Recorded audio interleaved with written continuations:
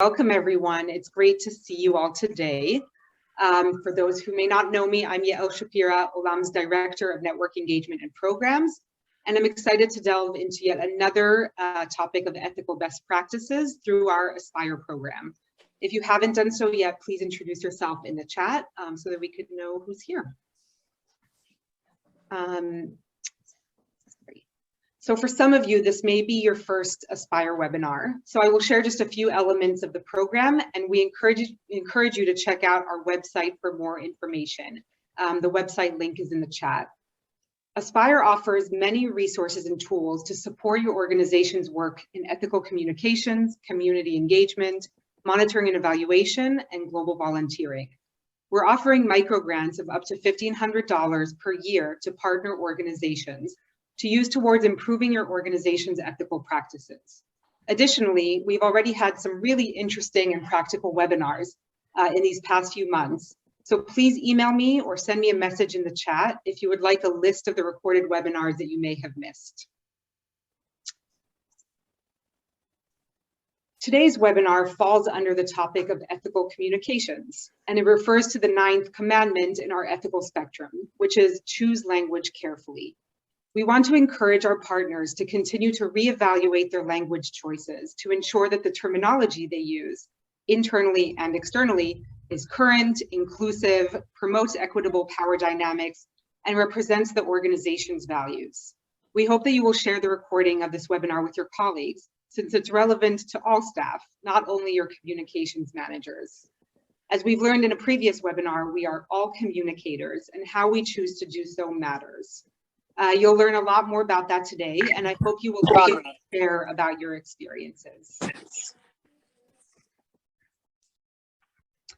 So before we start the presentation, I wanted to let you know about our next Aspire webinar that will focus on asset-based community development, a model that energizes change and development from within, rather than development that is brought in from the outside. Save the date and keep your eyes out for more information. You can RSVP at the link that we'll put in the chat. And I will have a quick shameless plug about our Focal Point Fest, OLAM's annual conference, which this year will be free of charge to attend, and it will take place both virtually and in person in cities around the world. We'll be opening registration shortly, so keep your eyes out for that email, and I hope to see all of you and your colleagues at our Focal Point Fest. And with that, I'm thrilled to introduce you to today's speaker, Jen Lavelle, the Associate Director of Online Engagement at American Jewish World Service, one of OLAM's partner organizations. Jen was part of our steering committee that created the Ethical Communications Spectrum tool, and I'm thrilled that she'll be able to continue to share her expertise with us today. So now I'll pass it on to Jen. Thank you so much for joining us. Yeah, thank you so much. I am going to share my presentation with you all. Yeah, thank you so much for having me. Thank you everyone for joining today. I'm really excited to be here with you all to talk about some of my favorite things, writing and language. So just a brief introduction. I am a cause communications professional. I've been in the field for about a dozen years with experience in digital messaging, communications, strategy, and political advocacy for nonprofits in the United States. For the last 6 years, I've been at American Jewish World Service. We are an organization sitting at the intersection of Jewish values and global human rights. We are supporting over 500 activist organizations working on various issues from sexual health and rights, humanitarian response, environmental issues, etc. We work in 18 countries in Africa, Asia, Latin America, and the Caribbean. And I am responsible for our social media, our blog. I work on our rapid response messaging and our digital advocacy as well. So my goal is to tell compelling and true stories about our global human rights work to get more people involved in supporting our mission, as I'm sure you all do with your organizations as well. Part of my work also is to partner with my colleagues to ensure that AJWS is following best practices around language. So I actually have a few questions for all of you. If you could put in the chat, why are we all here today? What are some of the positive outcomes of being sensitive and intentional about choosing our language? What are some of the good things that can happen? You can put it in the chat to get our brains warmed up.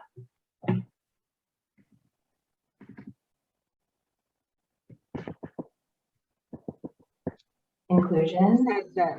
Great, you can see it. Yeah, that's a good one. Yeah, we can be inclusive of the communities we're working with.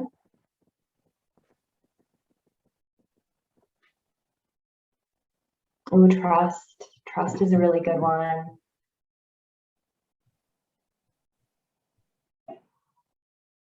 Yeah, core values. We can really live our values, be true to our mission. Ooh, building resiliency. I love that. People feeling seen, dignified, and affirmed. Oh, that is a good North Star.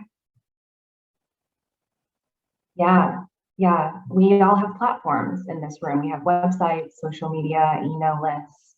It's very good to share those platforms. Yeah. So on the flip side, the things that we are working to avoid, can you share some of the potential negative outcomes of maybe being a little hasty or even accidentally insensitive? Yeah, stereotypes and myths. Ooh, yeah, hurtful, insulting, humiliating. Let's avoid all of those things. Thank you all for sharing. This is really great. I feel like we're all getting on the same page here. So just to share kind of the way that I think about language and kind of some guiding principles. When we do choose our words carefully, we can portray people with dignity and respect. It's good for your organization's reputation. It can help you raise more funds to support your work. And yeah, going back to what I said about having a platform, you can help shift the conversation.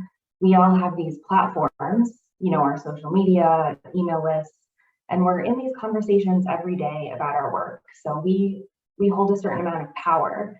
And I'm glad that we're all taking it seriously because we can help shape these conversations. And I think we all, you know, saw the negative potential outcomes as well. If we are not careful with our language, it can make us seem out of touch. It can undermine our message, and it can cause real harm to people. I think everyone in this room knows that violence and even genocide starts with harmful or dehumanizing words. So it's up to all of us to be very careful and intentional. And going back to the funding issue as well, more and more donors and potential partners, you know, they're looking to see if we're following global norms around ethical best practices. So I hope I've made a good case for why this is so very important. So I'm going to go into some practical tips now and principles to consider when you approach writing at your organization. So these are principles and tips, less hard and fast rules. You know, there's really no one size fits all approach to language. So what works at AJWS might not work at your organization, but hopefully this will give you some good context. Also some questions to ask and resources to consult as you do your very important work. So the first principle that I think about is always writing with dignity and not pity. So we can describe people and communities using language that reflects their leadership, their humanity, their agency to act, all these positive things that human beings have. We also strive to describe people as full human beings and not just their circumstances. So someone who has been displaced from their country, they're not just a refugee. They might also be a parent, a teacher, an artist. They have loved ones, they have hopes and dreams. So they are not just their circumstance or their oppression at the moment. I think it's always good also to evoke strength and courage and not victimhood. We can also avoid sensationalizing or oversimplifying poverty or injustice. So instead of just having a flat description of a person as someone who is a victim or poor, we can describe them as an activist, actively fighting the oppression that they're facing, or a person who is experiencing poverty. They are not just a poor person, they are experiencing poverty, and they are many other things. So continuing on, writing with dignity and not pity, using an asset-based approach is a great way to do this. So a person might be experiencing displacement or poverty, but they also have maybe a vision for the future. They might be very brave fighting against oppression. Maybe they have great policy solutions. Maybe they are a leader with a lot of respect in their community. So we can draw on all of these things when we describe people we are working with.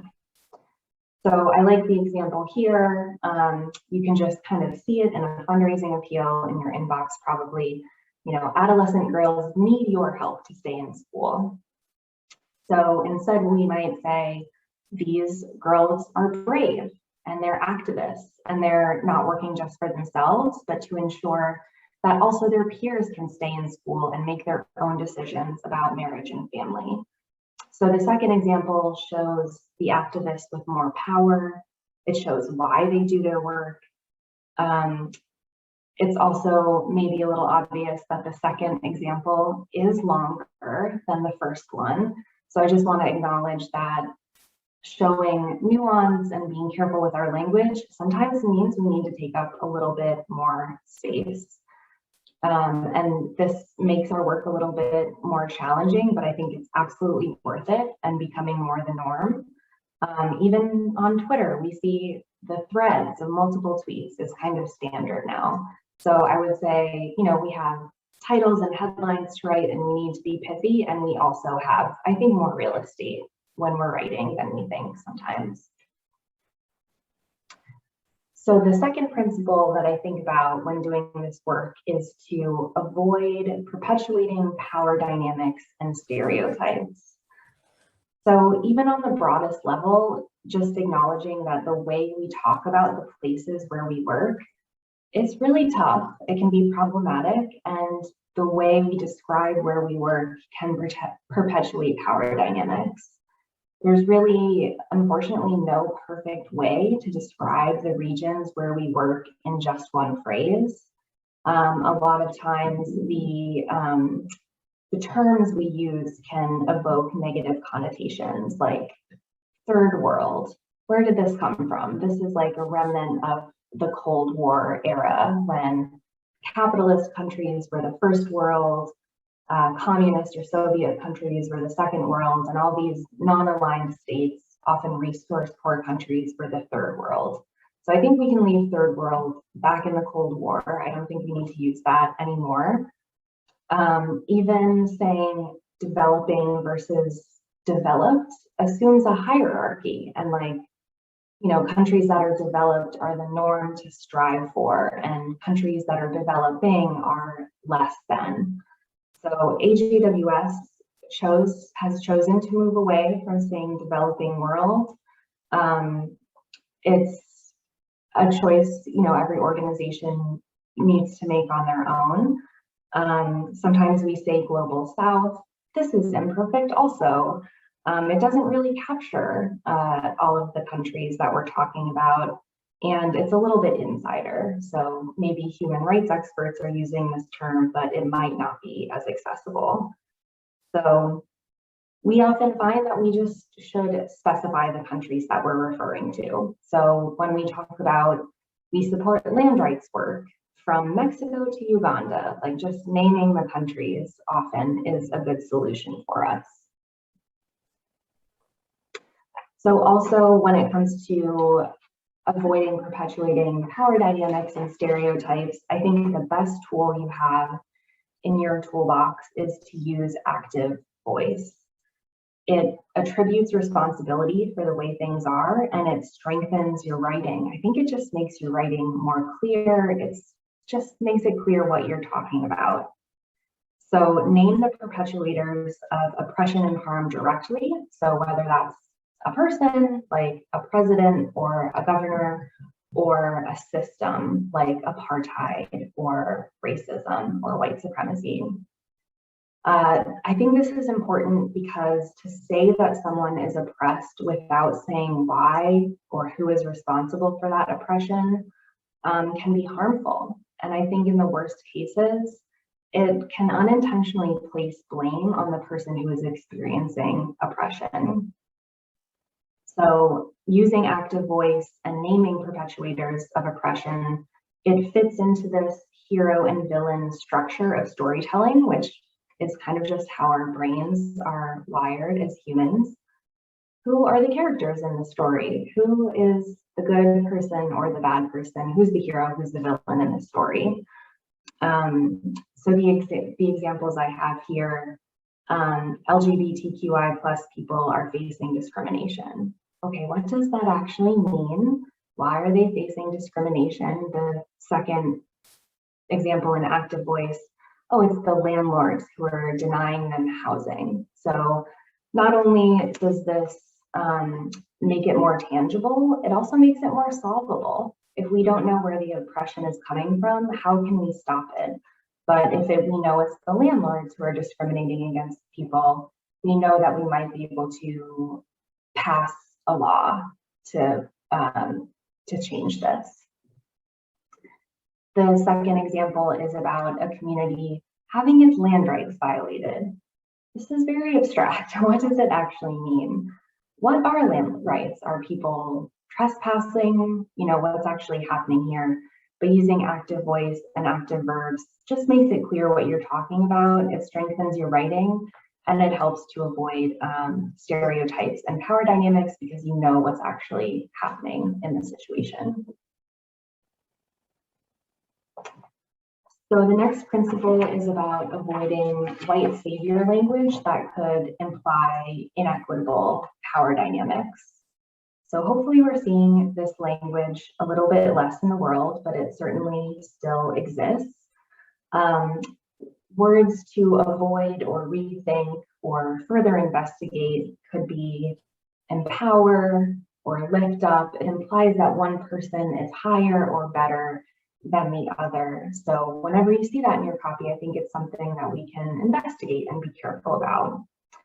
And empower can be problematic because, you know, the communities that we support, the activists, they have their own power, and protectionist language undermines that power and agency that they do have. It assumes that I have power and you don't. So it's not that people are powerless or voiceless, but their power or voice has been taken away from them by someone else, or they have been ignored. So the example here about protecting women and girls from sexual violence, we're not doing the protecting, we are supporting them as they stand up against these systems of oppression and inequality. And when it comes to empower, who am I to give power to someone else? You know, that's not really my place. That comes from within people and communities themselves. The next principle is to work to be inclusive with your writing and your language. So when we think about this at AGWS, I'm writing a story about a community or an organization, and maybe I notice I only have quotes from men or straight women or older people. I think can always strive to represent the diversity of the communities we work with by elevating the voices of women, trans people, non-binary people, and making sure that when we write about communities, we reflect the racial diversity, the age diversity of communities, etc. So I think that's always a hat that we can wear. You know, am I really representing the diversity of the community in the story that I'm writing? And being inclusive also means looking at some of this gendered terminology that has been the norm for a really long time. Phrases like mankind are kind of ubiquitous, and there are great alternatives. I think we can be pretty creative. Humankind, humanity, all of the world. Like, I think there are many very poetic and suitable alternatives to that sort of language. So the next principle is about describing people and communities in ways that are affirming and really taking the lead of communities when writing about them. So in the United States, activists have indicated that they want the B in Black capitalized when their communities are being written about. The same thing with BI in Indigenous. So leaders in these communities, they have expressed that this is really important to them. So it's also important that we follow their lead when we write about their communities. Going back to the conversation about organizational reputation and funding, I'm just imagining the comments on a Facebook post or the replies to a marketing email that if I sent it without capitalizing these words, I think people would be pretty upset because this is the norm now. The New York Times has made it their standard in the United States. Other major institutions have also done it. And if we don't do it, I mean, at best, it looks like we are just behind the times and not keeping up with what's happening in the world. And at worst, it makes us look disrespectful. So these conversations are happening. I think Twitter and Instagram are really great places to do this sort of listening. Social media is free. And I think the best writers are also the best listeners. So you can follow activists who are on the cutting edge working on these issues. You know, pay attention to how they are talking about their communities. What words are they using? What are they capitalizing? They will be very clear about how they want their communities described. And at the end of this presentation, Yael and I have put together some resources for you all as well. Okay, so just to sum up some of the overall guiding principles here. The first is, you know, you've written a marketing email or a press release or a tweet, whatever it is, you can go back and as you're reviewing your work, you can ask yourself, am I evoking dignity here or pity? And hopefully you're evoking hope that change is possible, maybe excitement about a new program or grantee. Maybe you're wanting to evoke outrage at an injustice that leads to action. These are all good things to strive for. The second question, am I perpetuating stereotypes or unequal power dynamics in this situation? Will someone reading this think there is a hierarchy of people here? You know, some people are better than others. I pity this person. That is a red flag. Next, how am I describing the problem? Who is actually responsible for the injustices or the oppressions that I describe? Am I just stating that they exist and that oppression is real, or am I saying who is responsible for it? And then am I using active voice and active verbs? And when I am reviewing writing, I'm always thinking, show, don't tell. If I say people are oppressed, what does that actually mean? Are they being thrown in jail, or are they being fired because they're gay? You know, what is actually the oppression that's happening? Why are they being oppressed? Always name the root of oppression. And finally, you can ask yourself, am I describing people and communities in the ways that they prefer? Am I listening? Did I do some research? If I'm writing about a community that I'm not a part of, did I do some listening? Did I read up on how people prefer to be described? Just an example here, that we've run into at AJWS is the word queer, which, you know, in the United States for a long time was considered offensive, like a slur.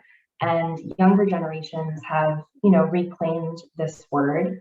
So if someone describes themselves as queer, that is how I will describe them in my writing. If they describe themselves in another way, I'm going to take their lead in how they describe themselves. So when you're thinking about how to actually do this work at your organization, how the rubber might hit the road here, I just want to give you a small sample. This is a little snippet of AJWS's style guide.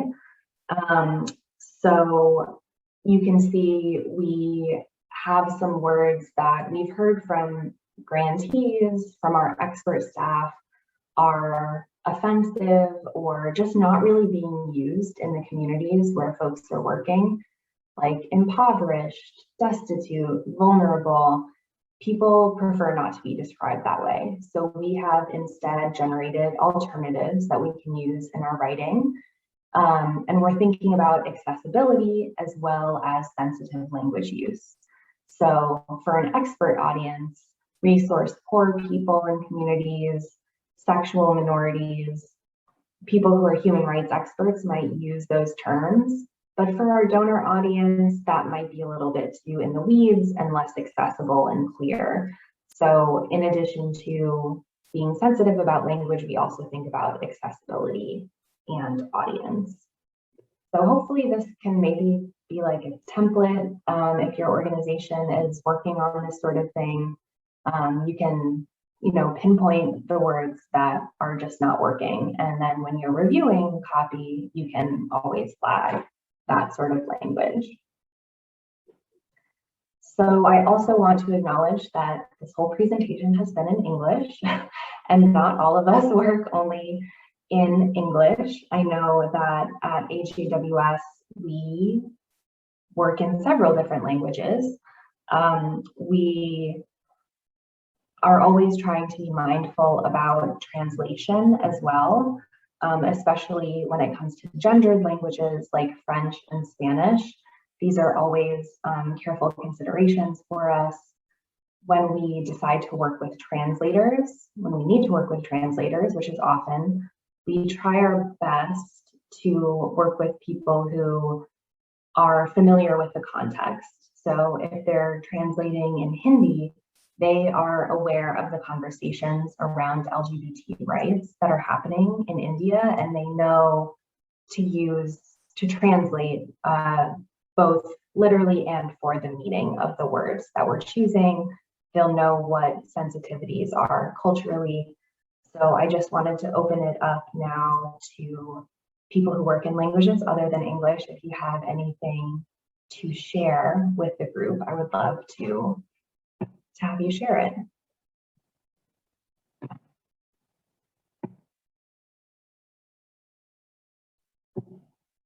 Anyone working? Yeah, Jonathan? Hey everybody, I'm Jonathan Arrighetti with CARE USA. Thanks, Jen, for this. Just to quickly come to mind, sometimes I work in French, and I know in French, a lot of our French speakers will default to the word handicapé, when we in English might not translate that to handicap. And also, we in English have sort of moved away from talking about beneficiaries. But in French, a lot of our French colleagues still use the cognate for beneficiaries, so working through that. That's great. Yeah, that actually brings to mind the partners we work with who work in Spanish.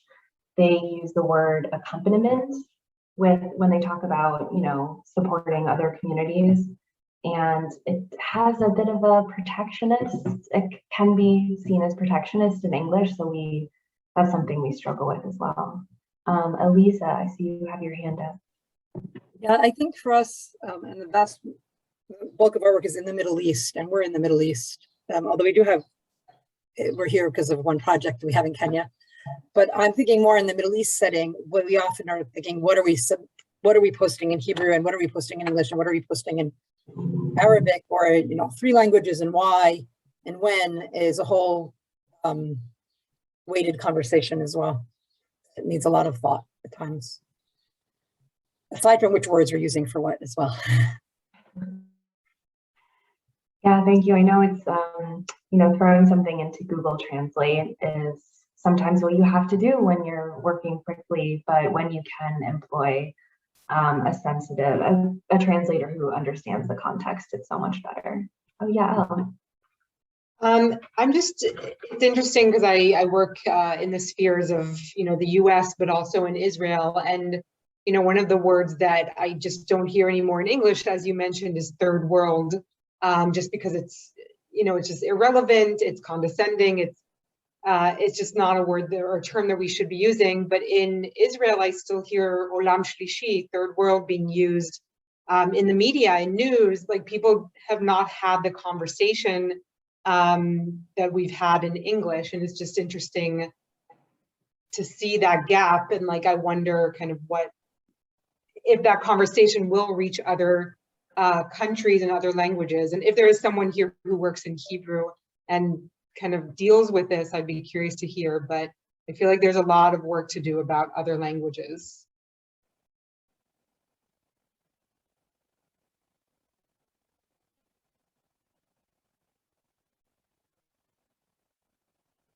Yeah, I think there's a lot to unpack there. And, I'll say this at the end of the presentation, but if we do this work correctly, it never ends.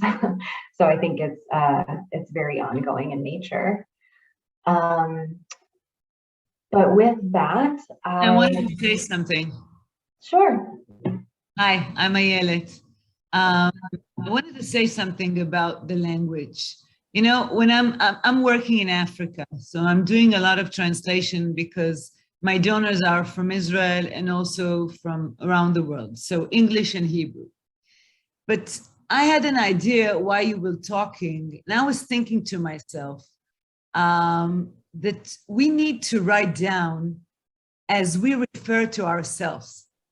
I mean, if we write down and we're going to have a confession, we're talking about ourselves, so it's going to work, because we're going to pick words that are going to be much more softer than you use when you think about others. It's the same when you pity someone or when you feel compassion to someone, because when you pity, you think you're above him. And when you give him compassion, you think, it can happen to you. So if we will think like that, I think.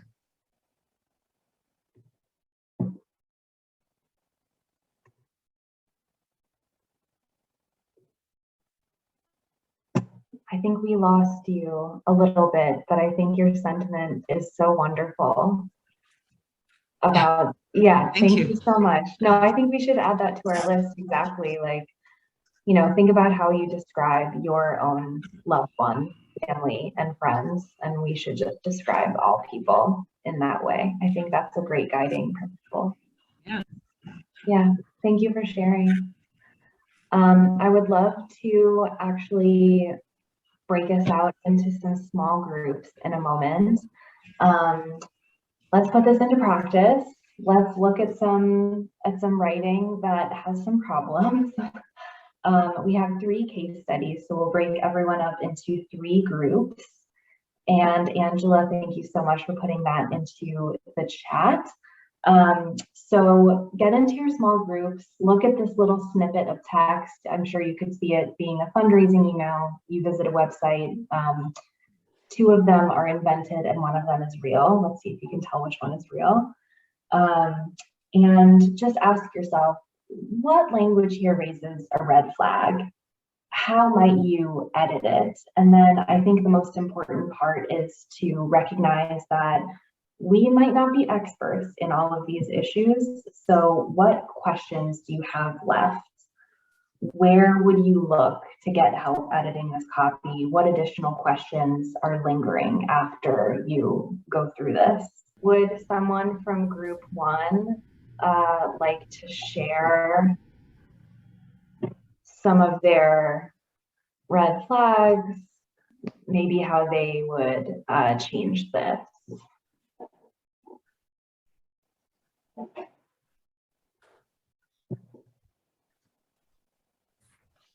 I'm happy to read the case study, but I'll then ask someone else in the group to share a few of the things we talked about. But this case study is an excerpt from Fundraising Appeal. And one of the questions we had, Jen, is this real and is it current? Because it feels like it's the way things used to be written, a while back. So in Afghanistan, vulnerable children have known nothing but conflict their entire lives. 5 million Afghan children are wasting away due to hunger and malnutrition. They have lost all hope for a brighter future. Donate to save Afghan children now. You can save these poor children today. So I'll pass it along to someone else from the group to share some of the thoughts we had. So we talked about that obviously the word vulnerable was problematic and red flag, the sort of over dramatization of saying wasting away to hunger and malnutrition, that they've all lost hope, not necessarily true. The issue raised was about donating money, the assumption that, if we just throw money at this problem, that we could solve it. Anyone else from our group want to add something? Well, even the question about that particular kind of aid is useful. It's useful. It's useful. It's in the situation in Afghanistan. So you have to say, what are they actually going to do? They're just telling you save money. What are you going to do with the money? What are you going to do with it? How are you going to make them less vulnerable? So they don't say anything about that. Send us money, trust us, and we'll save these children. Yeah. To me, that's ridiculous. This one's full of problems. You are correct. It is not real. It was inspired by a real website of a nonprofit I will not name, but I sensationalized it a bit for this exercise. Okay. One thing I noticed, Jen, I'm not in this group, but one that I deal with a lot is, so wasting is a technical term. And I know that a lot of us are communicators and we often get things from our technical teams. Yeah. And I know that's something that we might get, but it really is jarring for a public audience. Yeah, this is a fundraising appeal. It just does not belong. I think it's a great flag. Thank you. All right, we can talk about this one all day, all of these really. But I'll move this along to the second group. Would someone from group 2 like to read it aloud and then share out what you think? Sure, I can start. Jen, do you want me to read the case? This was on the screen, or attempt at fixing it? Let's read it out loud first, if that's okay. Okay. Homosexuals in Uganda are discriminated against daily. They have trouble getting jobs and finding apartments to rent. There are few laws to protect them, and until less than a decade ago, it was illegal to be gay in Uganda. Donate today to the Association for Non-Discrimination to empower this community. And I think I might, I think we can notice a number of things that are difficult here. I might read what we sort of came up with. It was a first draft, and I think it highlights a lot of the issues that were there. We started out with LGBTQ advocates are demonstrating for their rights, but property owners in Uganda often refuse to rent out their apartments to people in the LGBTQ community, leaving many of them without homes. In addition, many employers refuse to hire them. National and local governments have passed few laws that outlaw discrimination based on sexual orientation and gender identity. You can stand with these advocates who are working to change this system with your donation today. That's a great improvement. So much better. We know who is the perpetrator of oppression. We have a tangible way to stop it. We describe people with dignity. I think that's much better. Thank you so much. I'm going to move us on to group 3. I'm happy to read this blurb, and then maybe someone from group 3 can unpack all of the problems that we found. So this is a blurb from a website. Unfortunately, it is real.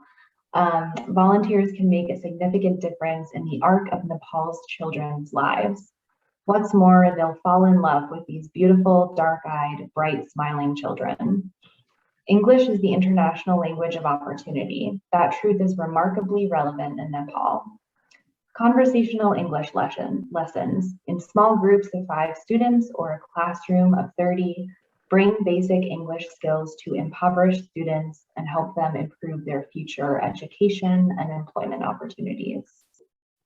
Group 3, who wants to take this one?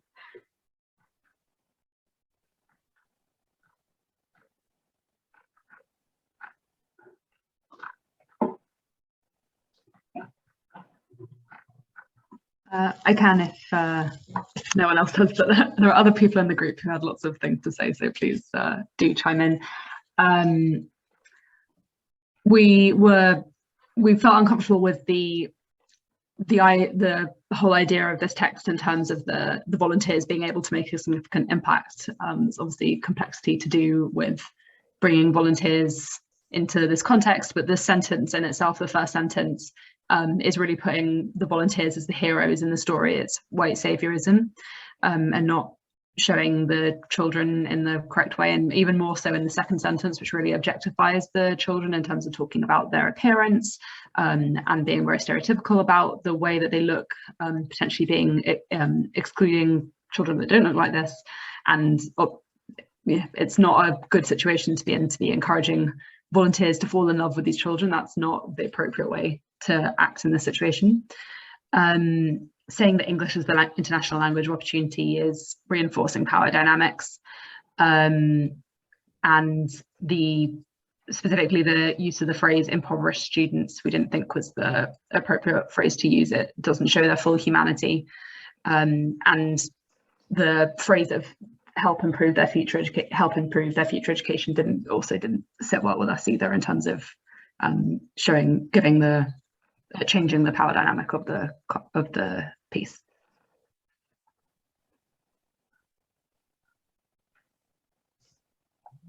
Ayala, did you want to say something? You're on mute. Sorry, I was on mute and I was talking to myself. I just said, it's like in the paragraph, nothing is in the hands of the kids. It's only in our hand. So it all pops up like, you know. Yeah, a lot to unpack here. These were tough examples. I made them pretty atrocious on purpose, but thank you all for your participation. I wanted to ask something, Jen. Mm-hmm. What word would you say and not vulnerable? Because, for example, in my NGO, I work with orphans, with abandoned, with vulnerable kids. What phrases should I use to describe them? This is their family situation. Yeah, of course. I think sometimes we still do use it. I think if people describe their communities that way, we take their lead, certainly. And oftentimes it is true.